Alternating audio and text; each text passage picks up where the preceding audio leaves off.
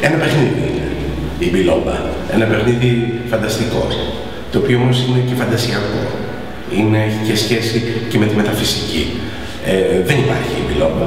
Είναι εφεύρημα της σκηνοθετηδάς μας και του σεναρίου.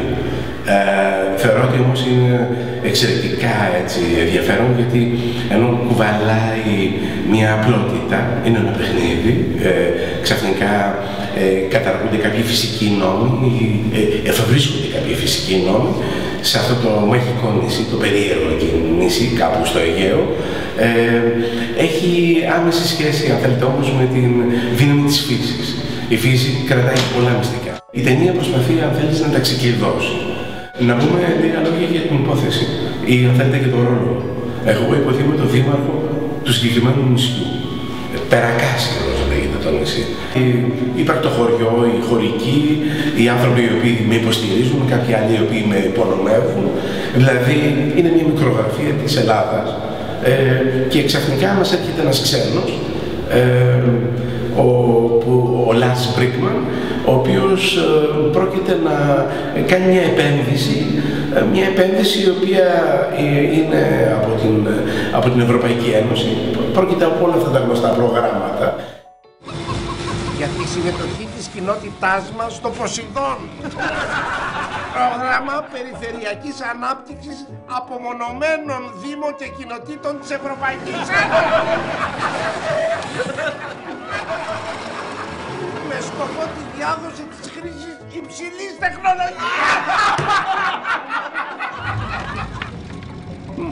Μα είναι το γήπεδο. You can't do that. I have a contract. Here. See? Contract. I have... Υπόγραψε, πρόεδρε. Υπόγραψε και θα σε ψηφίσουμε όλοι. Μονοκούκι. Ναι, ναι. Να το ξανασυζητήσουμε το πράγμα. Την άλλη μισή λέει όταν προχωρήσει το έργο.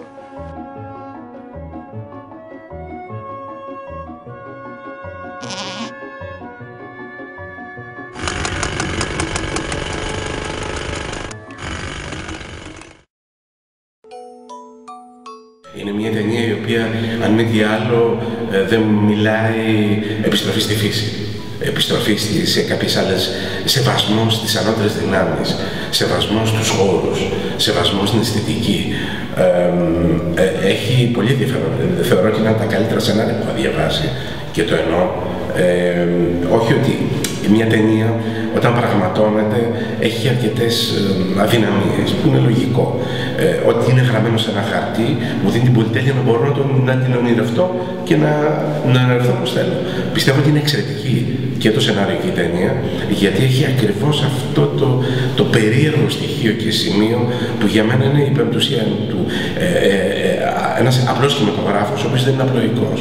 Ένας κινηματογράφος με μήνυμα που όμως δεν είναι δασκαλίστικος. Ένας κινηματογράφος που δεν χαρίζεται με την έννοια της οι καλοί χωριάτες και οι κακοί ξένοι. Όλοι είναι καλοί και κακοί μαζί την ίδια ώρα. Η ιστορία της συνύπαρξης, αν θέλετε, αυτό που εγώ ονειρευόμουν, τι σημαίνει μπαίνει η Ελλάδα στην Ευρωπαϊκή Ένωση. Σημαίνει ότι έρχομαι να συναντήσω τους ξένους, να πάρω από τους ξένους και να πάρουν και οι ξένοι από μένα. Αλλά η έννοια του δίνω και παίρνω έχει σχέση, αν θέλετε, με την κουλτούρα και τον πολιτισμό και όχι με την πολύ στενή έννοια χρήμα, ευρώ, spread. Το βρίσκω πάρα πολύ χυδαίο αυτό. Στο μέρος που το γυρίσαμε, τη Στίνου, ήταν σε ένα μέρος της Στίνου, υπάρχουν κάποια πετρώματα, τα οποία είναι μοναδικά πετρώματα, τα δείχνει η ταινία, δεν υπάρχουν πουθενά στον κόσμο, παρά μόνο στο Μεξικό. Και ισχυρίζονται ότι αυτά τα πετρώματα δεν προέρχονται, δεν υπάρχουν πουθενά στη γη, αλλά έχουν έρθει από άλλο πλανήτη. Είναι προϊόν, αν θέλεις, κάποιων κομιτών που έχουν παίξει και πέσει κάποτε στη γη. Δεν υπάρχουν πουθενά άλλο, παρά μόνο στο συγκεκριμένο μέρος που κάναμε το γύρισμα και κάπου στο Μεξικό. Θέλω να πω ότι έχει μεταφυσική και ο ίδιος ο χώρος που κάναμε το γύρισμα. Να πω και κάτι, μια ιδιαιτερότητα. Το μέρος που γυρίσαμε, η Τίνος, είναι το νησί της μαμάς μου. Δηλαδή, με κάποιο τρόπο ήταν και μια επιστροφή σε γενέθλιο μέρος. Σε ένα νησί που δεν το γνωρίζω, γιατί με τη μητέρα μου δεν ταξίδεψα, έφυγε νωρίς από τη ζωή, άρα και εγώ δεν γνώρισα αυτό το νησί, το γνώρισα εξαιτίας αυτής της συγκεκριμένης της ταινίας, που σημαίνει ότι για μένα λειτουργήσαν πάρα πολλά πράγματα και μεταφυσικά και συναισθηματικά στην ίδια την ταινία.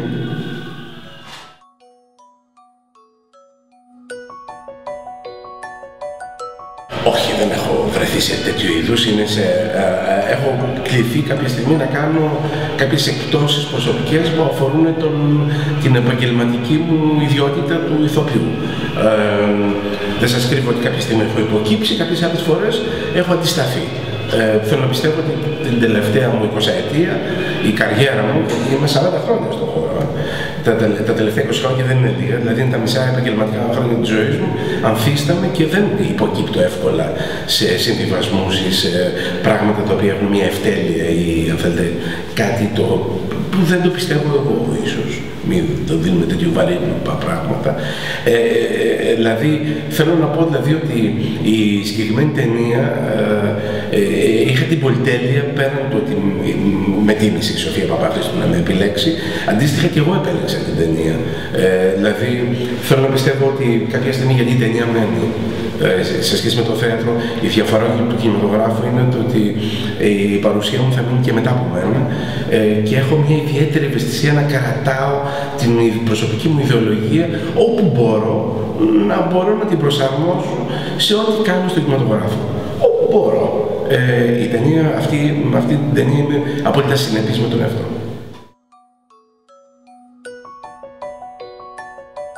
Αυτή τη στιγμή είμαι στο Εθνικό Θέατρο, που γίνονται και τα γυρίσματα.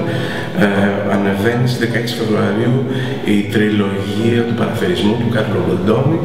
Είναι ένα έργο που το σκηνοθετεί ο Νίκος ο Μαστοράκης. Ένα έργο που δεν έχει ανέβει, έχει ανέβει πάρα πολύ λίγες φορές. Νομίζω ότι 2 φορές έχει ανέβει στην Ελλάδα. Η τρίτη είναι τώρα. Ένα πάρα πολύ δύσκολο έργο. Περιλαμβάνει, αν θέλετε, 3 έργα σε μία ενότητα. Είναι μια μαμούθ παράσταση που είμαστε έτσι βουτυγμένοι μέσα σε αυτές τις ατμόσφαιρες. Ξέρετε κάτι, δεν μπορώ να μιλήσω για μια δουλειά που αυτή τη στιγμή ακόμα γεννιέται.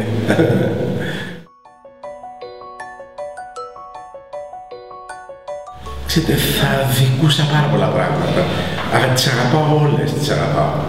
Υπάρχει όμως μια ταινία που τη λατρεύω, η οποία είναι άγνωστη. Αν τη βρείτε, δεν ξέρω αν έχει διασωθεί, λέγεται «Ζητείτε Δράκος». Είναι μία ταινία που είναι γυρισμένη το 83, παρακαλώ, το 84, από την Γκρέκα Φιλμ. Λεφάκης ήταν τότε παραγωγός, σκηνοθέτησε ο Κώστας ο Παπαδήμος, θείος της Παπαδήμου της Μαρίας. Είναι να βαράσει τον Δράκο του Κόντουρου σε επίπεδο μιας κωμωδίας του 80, εμπορικής κωμωδίας του 80. Την αγαπώ πάρα πολύ, αυτή την ταινία έχει χαθεί. Δεν υπάρχει. Έχει χαθεί. Δεν ξέρω καν αν έχουν χαθεί και τα αρνητικά. Έχει κάνει καριέρα και έχει χαθεί πια. Δεν υπάρχει. Την αναζήτησα, δεν υπάρχει πιθανή. Ναι. Καταρχάς, μια θεατρική παράσταση θα σας πω ότι να δείτε την τριλογία του παραθερισμού, καταρχάς, τη δικιά μου. Γιατί είναι ό,τι πιο καινούριο είναι και θα πρότεινα σίγουρα να δει, ανεπιφύλακτα. Μια ταινία που είδα πρόσφατα είναι ο Μαύρος Κύκνος, που με ενθουσίασε και μου άρεσε πάρα πολύ. Αλλά θα δικούσα και άλλη μια ταινία που είδα με την Νικόλ Κίτμαν, την Απουσία, η οποία με εντυπωσίασε γιατί είχα χρόνια να δω μια αμερικάνικη ταινία που δεν είναι αμερικάνικη.